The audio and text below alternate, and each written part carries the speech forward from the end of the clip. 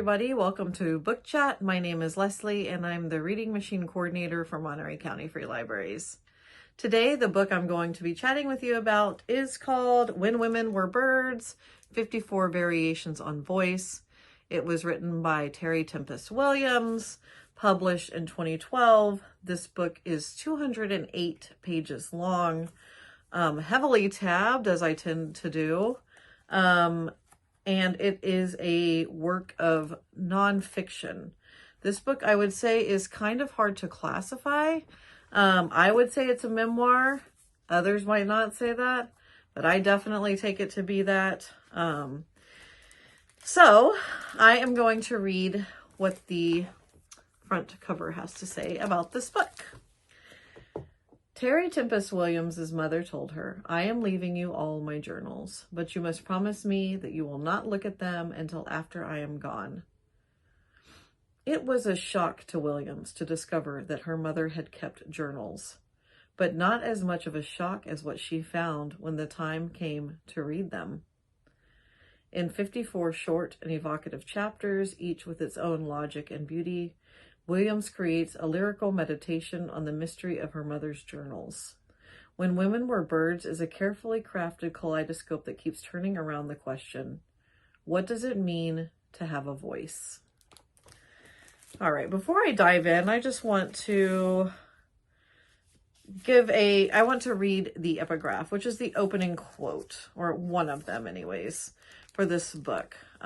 It says, "Birds, birds, behold them armed for action, like daughters of the spirit.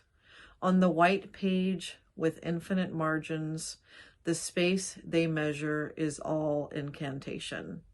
And that's by St. John Peirce.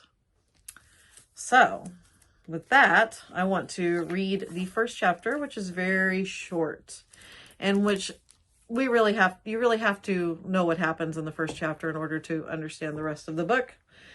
So chapter 1. I am 54 years old, the age my mother was when she died. This is what I remember. We were lying on her bed with a mohair blanket covering us. I was rubbing her back, feeling each vertebra with my fingers as a rung on a ladder. It was January, and the ruthless clamp of cold bore down on us outside. Yet inside, Mother's tenderness and clarity of mind carried its own warmth. She was dying in the same way she was living, consciously. "I am leaving you all my journals," she said, facing the shuttered window as I continued rubbing her back. "But you must promise me that you will not look at them until after I am gone."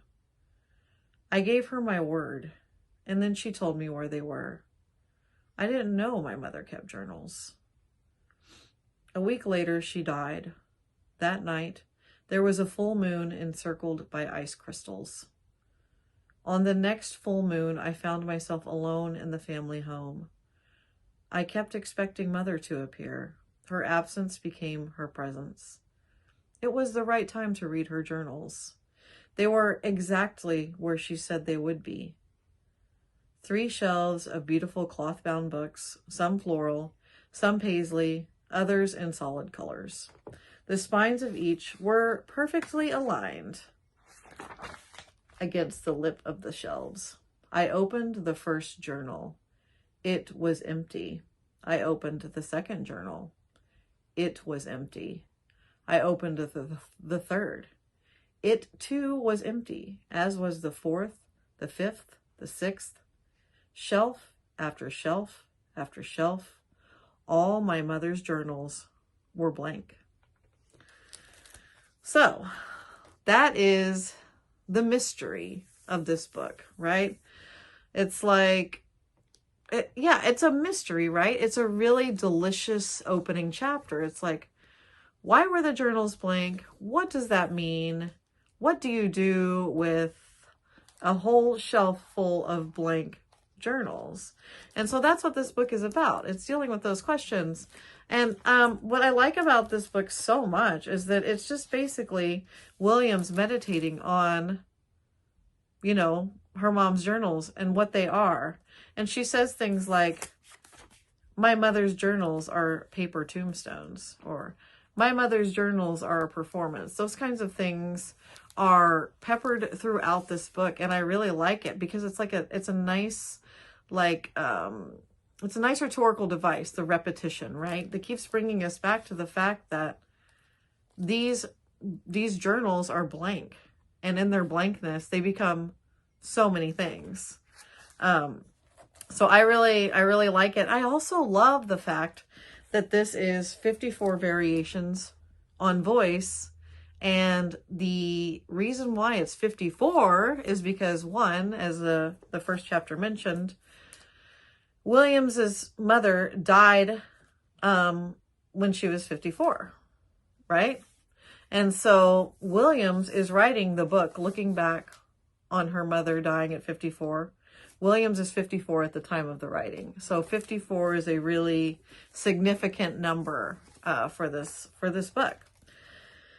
So I just want to read one more little chapter here, or one little passage here.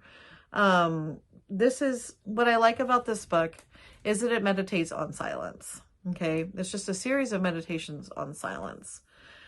What does it mean? What's inside? What is contained in silence? You know, what does it mean to not have a voice anymore? What do those things mean? And so I'm going to read this little passage that is wrestling with those questions. My mother's journals are a love story, love and power. What she gave and what she withheld were hers to choose. Love is power. Power is not love. Both can be brutal. Both dance with control. Both can be intoxicating, leaving us out of control. But in the end, it is love, not power, that endures and shows us the consequences of our choices. My mother chose me as the recipient of her pages, empty pages. She left me her cartographies of silence. I will never know her story. I will never know what she was trying to tell me by telling me nothing. But I can imagine. And isn't this the beautiful truth of love and power? Ah, gosh, amazing. Highly recommend this book. It's an amazing book, a great meditation on life, death, silence, journaling, what we leave behind for those of us who come after us. I love it so much. Highly recommend. Thank you, everybody, for coming to this book chat. I hope you are reading some good things. Hope you're taking good care of yourselves. I will see you next time, everybody. Bye-bye.